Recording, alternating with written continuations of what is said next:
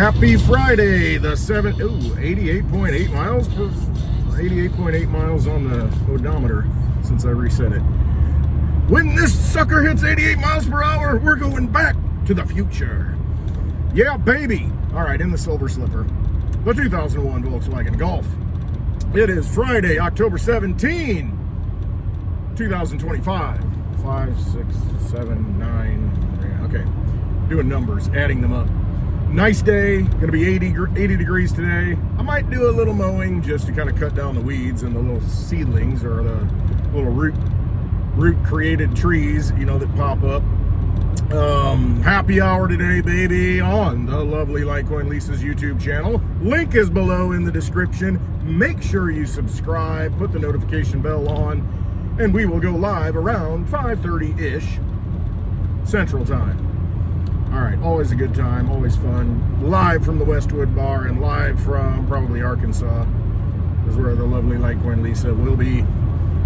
All right, yesterday, tooth update. All right, I saved one tooth. One's got to go. Gosh darn it.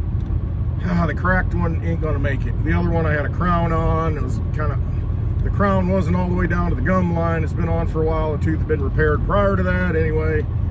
After copious amounts of Novocaine, we got the crown off and able to save the tooth. It's in good shape. Put another crown on, so that's good.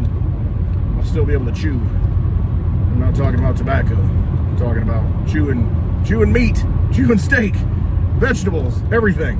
So yeah, that's gonna another 2.5 weeks. I'll get that in, and you know, I had a choice. You know, the other dentist, you know, I like this guy. He's a really good dude. I mean, he's just like a great guy, local, you know, kids went to school at the same school mine have. And all the way through the process, he's just, hey, you okay? You need any more Novocaine? I'm like, yeah, it's sensitive, but I don't want any more shots. I don't want to be numb all freaking day.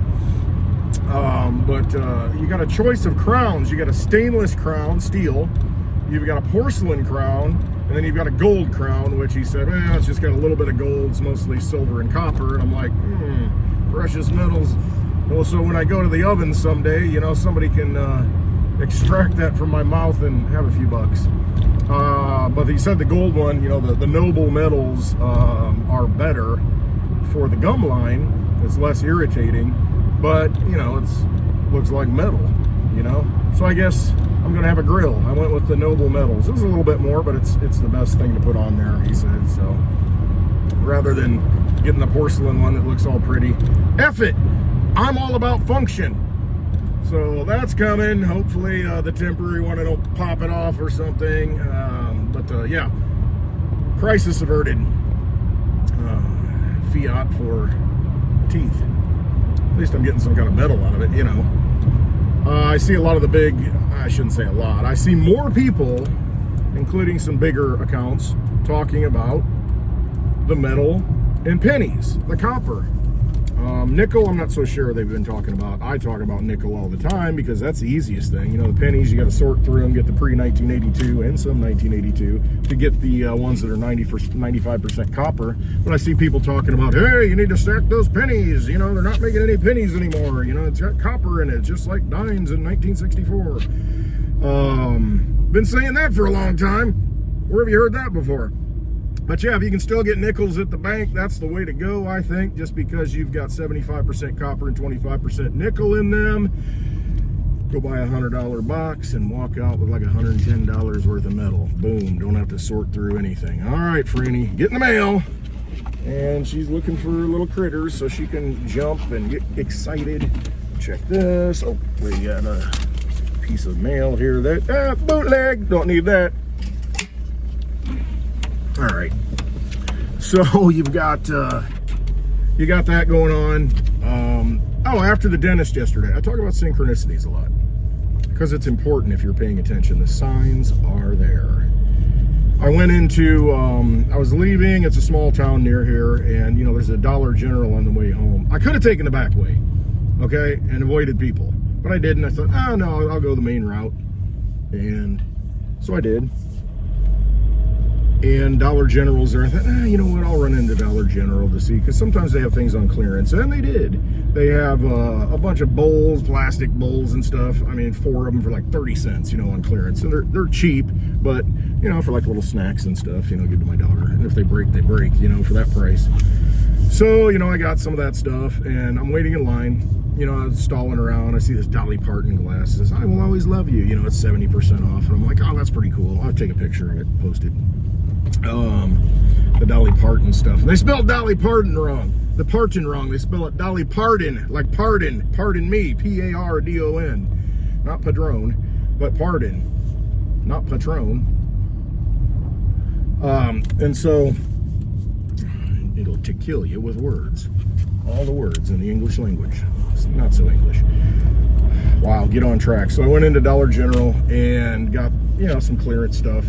And as I'm waiting in line, there's this lady in front of me, and she had a bunch of stuff. She got rang up, and she had a $50 bill ready to pay, in her hand. Rang up, comes to $52.11, and I could see what was coming next. She just had that look, we've all been there, to where it's like, I don't have enough money. She's paying in cash. She's not, let me get this window. She's paying in cash. She only had the $50 bill. She thought that was going to be enough. And it was $52.11. She's like, oh, I mean, I've got the money. I got like $3 out in the car. Let me go get it. And I'm like, no, let me get it. Here. So I took out $3 bills, $1 bills. And she's like, are you serious? I said, yeah. She says, let me pay for it. And so I gave him the $3 bills and kept the change. And she's like, oh my gosh, thank you. I'll pay you back. I said, don't worry about it. I said, when somebody else needs something, use that to pay it forward. And you could just tell she was just so grateful. And I'm just like, I've been there. And so I rang my stuff up and got it all done. And so I walk out and she says, sir. And she's standing there right by the door. And she's got a couple of bills in her hand, a couple of dollars. And she hands it to me. I said, no, you don't have to do that. She says, no, here. And what I've learned in my life is that if someone wants to give you something, accept it. Because you're denying them their energy. I've been so... In my life, I've never liked to receive things. I don't like to take things from people because it's just that way. I'm just that way. I like to give and I don't like to receive. And so I'm learning. And she wanted to give that to me. So, in my mind, I'm like, okay, I'm not going to refuse someone's energy, someone's gift. I will not deny them that. And I've learned that. That's them. They want to do that. Just like me. I want to do that. And I'm like, no, you're taking it. And so it's the same thing. I've got to learn to reverse the roles. And so she handed me $2 bills. She says, thank you so much. I said, no problem. No problem. You have a great day. And, she got in her car, got in my car, and I drove off. And I thought, once again, synchronicity of events. I just happened to stop in there, happened to do that. And it's not about, oh, I paid for somebody's, extra, whatever, that kind of thing. It's no, what it did, it hopefully in her mind, it looked like it did, reinforce that, we are here to love each other and help each other. And sometimes she might have needed that reminder because she, she seemed like she was kind of, I'm not having a bad day, but, she wasn't bubbly and happy and, excited, but hopefully that put her in a better mood. Hopefully that helped her, restore some faith in humanity, because it's very easy not to have faith in humanity. And it's not that. It's all the external forces that we don't process well. For the most part, we're pretty good people. Most people are good people. Another country song. Believe most people are good. They are. I mean, we do carry the light and the darkness in us. But for the most part, people are genuinely good and want to help. It's just that external forces, a bad day, an argument with a family member, work, and, tax bills due, all these things that get in the way and prevent us from, not prevent us, but put us in a situation where we don't react well. There's the sun refracting or reflecting off of that cloud. It's forming like a rainbow on that cloud. But we put ourselves in a different state of being and mindset than we should be in. And that's on us. And we have to realize that most people, when you're dealing with them and there's conflict and there's a little bit of turbulence, it's not because of you, it's because of what they're going through. And hopefully by doing little things like that and just, trying to put some light into the world, that helps. I know it does. And so that's, you know, hopefully it made her day, and that makes my day. But I just do it because I want to do it, and it's just, you know, feel compelled to do it, and it's just good. So anyway, a little story about that. We've got, was it Nestle's laying off 16,000 people? You know, the Nestle chocolate they own all kinds of other things now, but laying off people. Where we're headed, it's through automation. They're going to automate jobs out of existence, and that's going to happen more and more. And we see that commercial real estate's collapsing. A lot of it rolls over in the next year, 18 months, and those buildings aren't full anymore ever since COVID. You know, people have been working from home. Technology has made it more efficient to not go into work. You know, not take the car into work, not take the subway, or not take the train, whatever it may be, the bus, into work. And, you know, we're working from home. Becoming more decentralized in a way, going forward, and a lot of the jobs will be efficiencyed away. And so where does that leave us? I think that's why we have to go into a digital system, because you will have universal basic income at some point, based on resources of the nation. I think that's how the U.S. will probably do it, and hence the tariffs, why they're coming in that way. If you want to do business, you're going to pay to play.